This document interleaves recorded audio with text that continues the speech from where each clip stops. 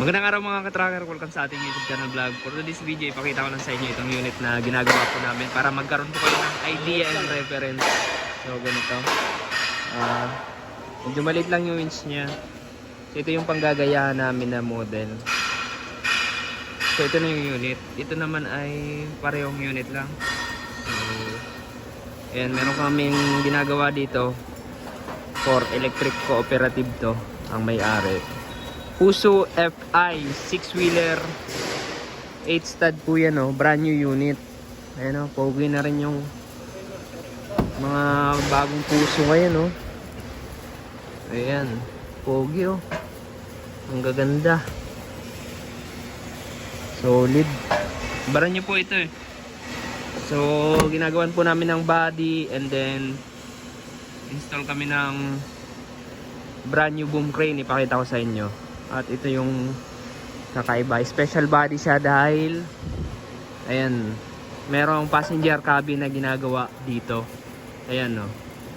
So ilan yung makakasakay dyan? Mga 6? 5? Mga sakto 5, maluwag pa. So ayan po yung ginagawa. And then cargo drop side. Ayan, cargo drop side siya with ayan, patungan ng mga poste. Ayan. So matibay po yan. And then yung aming kinabit na brand new boom frame, ito po, 6 section po yan. Lalagyan pa yan ng auger torque, yung pambutas ng lupa. And then nasa taas na rin yung operator, yung mag-ooperate. Inverted po siya dito, nakakabit sa likod with 4 outrigger jack. Ayan, hydraulic po lahat yan. So sa Galapa, ayan po yung itsura niya, oh.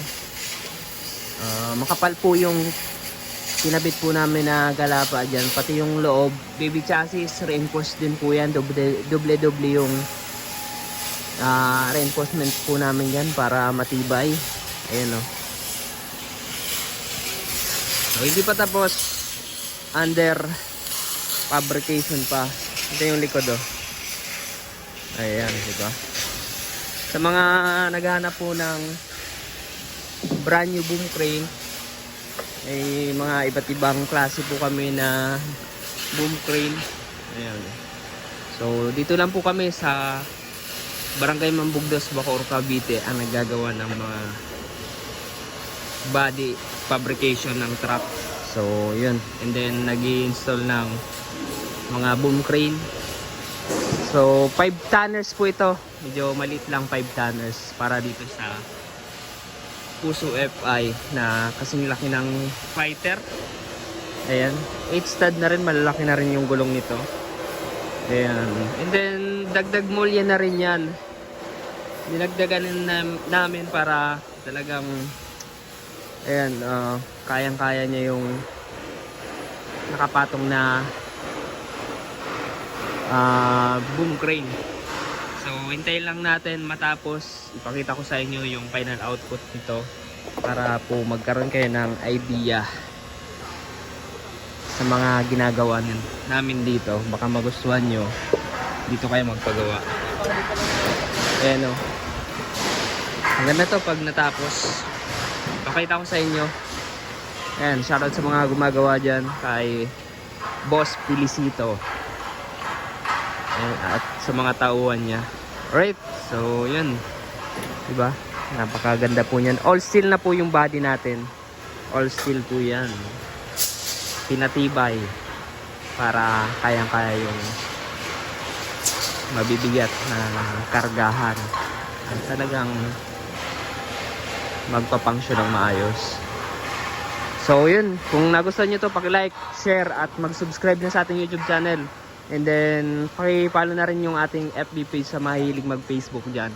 Meron tayong FB page tsaka Moto-PH. Sa mga gusto mag-inquire, kindly contact us on our FB page. Meron din contact number doon para matawagan nyo kami kung sakaling gusto nyo may makausap na ano dito, magpa-assist. So yun, maraming salamat. Bye bye.